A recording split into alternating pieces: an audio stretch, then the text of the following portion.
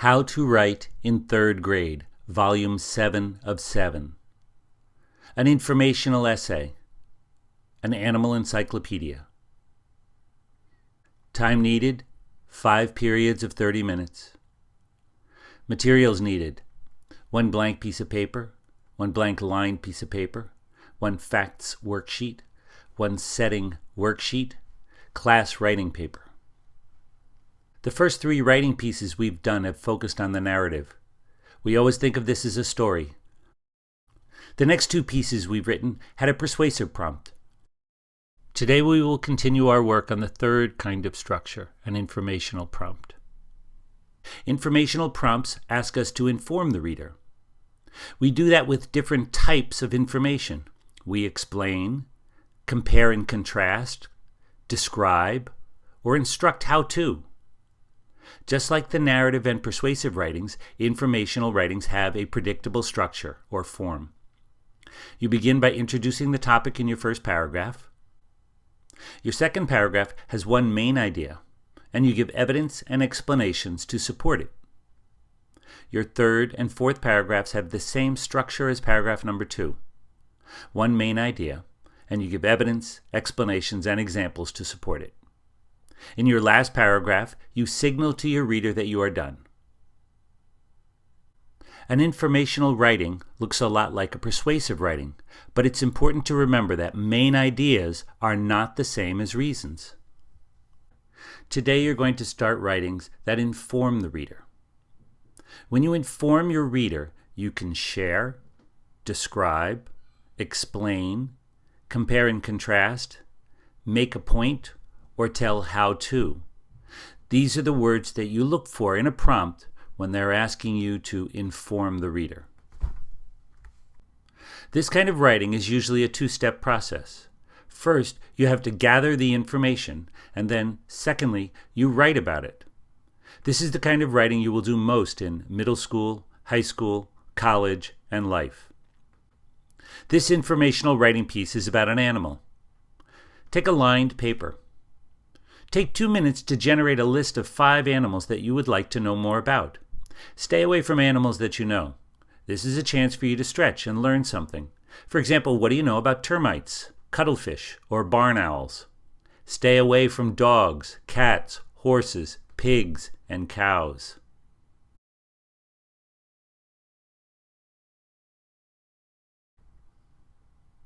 Look at your list.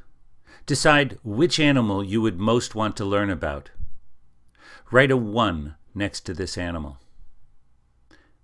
Now decide which is the second most interesting animal on your list and write a 2. When you go to your library, you may not find a book about the first animal on your list. You want to be prepared in case you have to go to your second or third choice. Assign and order your third, fourth, and fifth animals.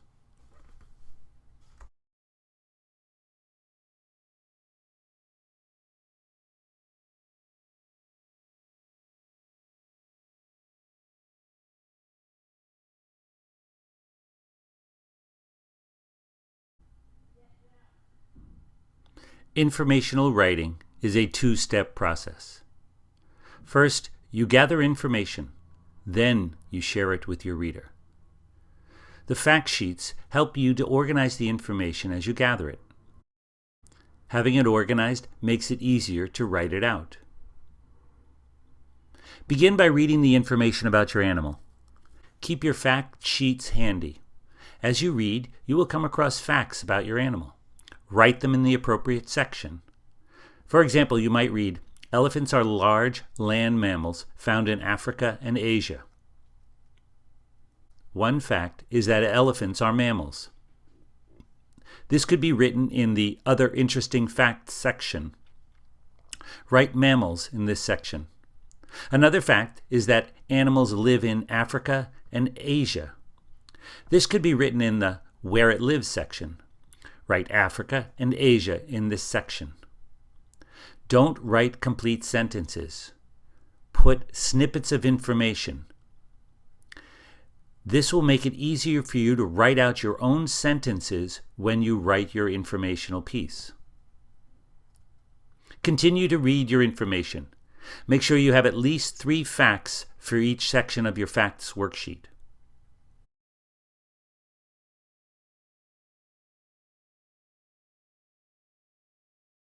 The first paragraph of your piece serves to introduce your topic and grab your reader's attention. Your essay is going to be filled with facts, and some people say that facts are boring, so we want to find a way to introduce your topic and find a way to make your essay interesting. This will grab your reader's attention. Remember back in 2nd grade when you wrote something like, "I have learned a lot about elephants," to introduce your topic? Pretty good for 2nd grade, but not something that would grab your reader's attention.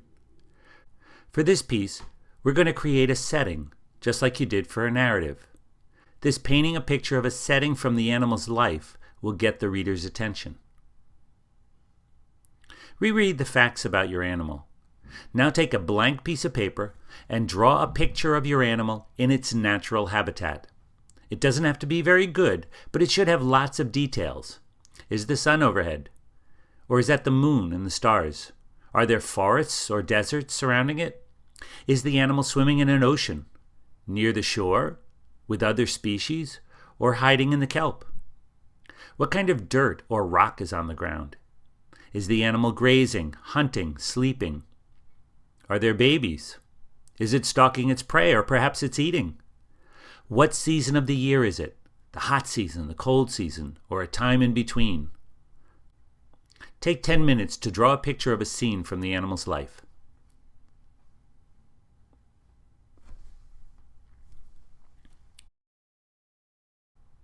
Take a setting worksheet. Look at your picture and write down 2 whens and 2 wheres and 4 descriptive adjective-noun pairs. Here is what your setting for an iguana would look like. The hottest time of the day, time to sleep. A clearing deep in the woods, on a rock under an overhanging bush. The descriptive adjective-noun pairs would be scorching sun, soaring hawk, scurrying ants, majestic mountains. Try to stay away from using proper names like Kenya or Florida. Your animal doesn't know where she lives, and not everyone will have the same association with those names. Also, stay away from dates and times. The animal knows the sun has set, but is not wearing a watch to tell him it's 6:45 p.m. Complete your setting worksheet.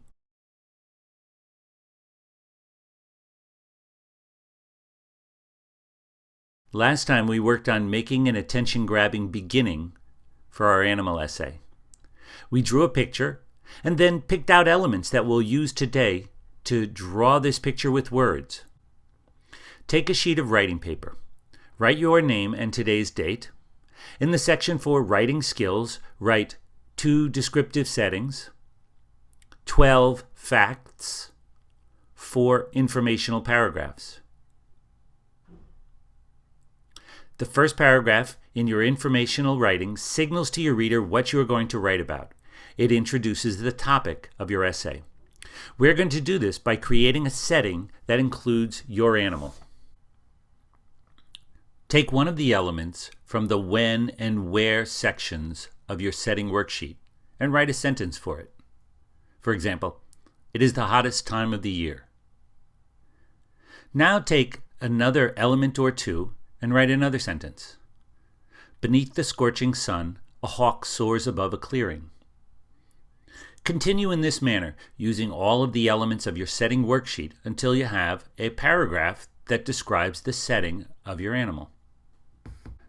The result will be something like this. It's the hottest time of the day. Beneath the scorching sun, a hawk soars above a clearing, hunting. In the distance are some majestic mountains. An iguana lies on a rock under an overhanging bush. It is time to sleep. He pays no attention to the ants scurrying by, to the hooting doves, or to the hawk hunting him from above. You try it. Be careful to stay in one tense. I put my setting in the present tense as if it were happening now. It could also work if it were in the past tense. The important thing is to stay consistent after you have made your choice.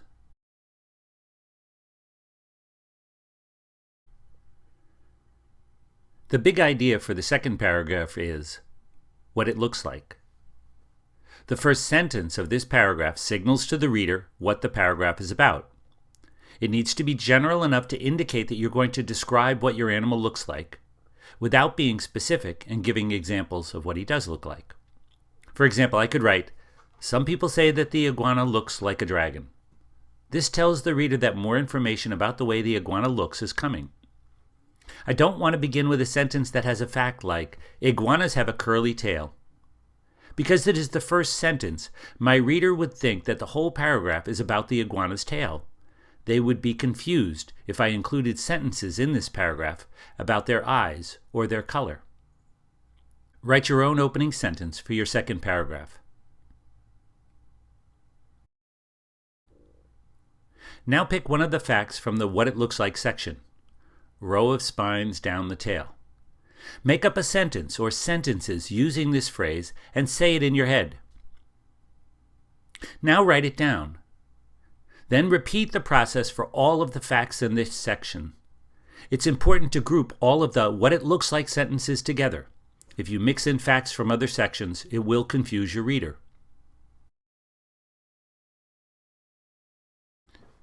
Finish your paragraph by providing a signal sentence to your reader that you're done talking about what your animal looks like.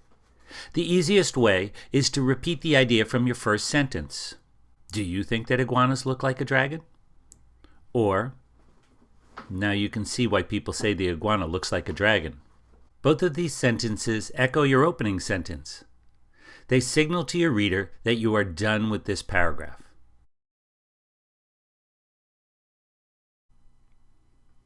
The third paragraph's big idea is what and how it eats. Remember, the first sentence of the paragraph signals to the reader what the paragraph is about.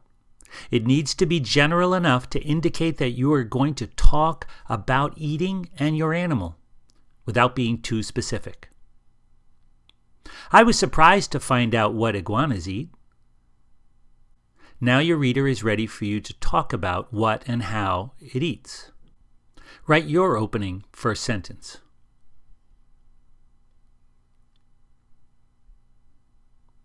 Now pick one of the facts from the What and How It Eats section and turn it into one or more sentences. Write a sentence for each one of the facts, just as you did for the What It Looks Like section. Remember to end your paragraph with a sentence that echoes your opening sentence. This will serve as a signal to your reader that your paragraph is complete.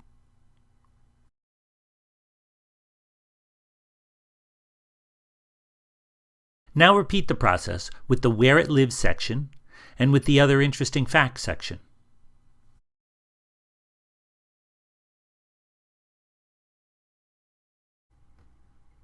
Your last paragraph has to signal to your reader that your piece is finished. Because we began with a setting, we're also going to finish with a setting. Just like in our paragraph, because it echoes the opening, it will serve as a signal to your reader that your piece is finished.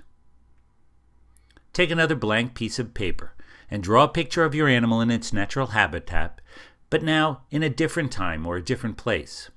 Again, it doesn't have to be a very good drawing, but it should have lots of details. Take a setting worksheet.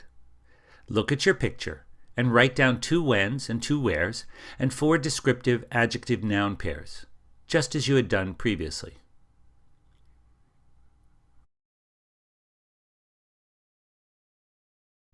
Now write your last paragraph. Night has fallen, and the moon begins to rise. The sky is empty, with no hawks hunting. Clouds swirl around the tops of the mountains in the distance. Our iguana crawls out from under the bush. It is time to eat.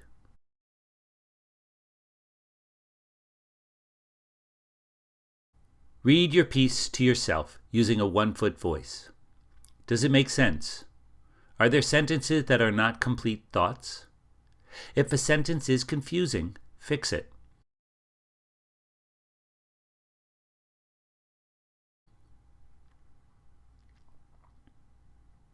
Now go to the top of your writing piece, to the writing skills section. Did you include a descriptive setting to begin and end your essay? Did you include at least 12 facts about your animal? Did you write 4 informational paragraphs? Good job.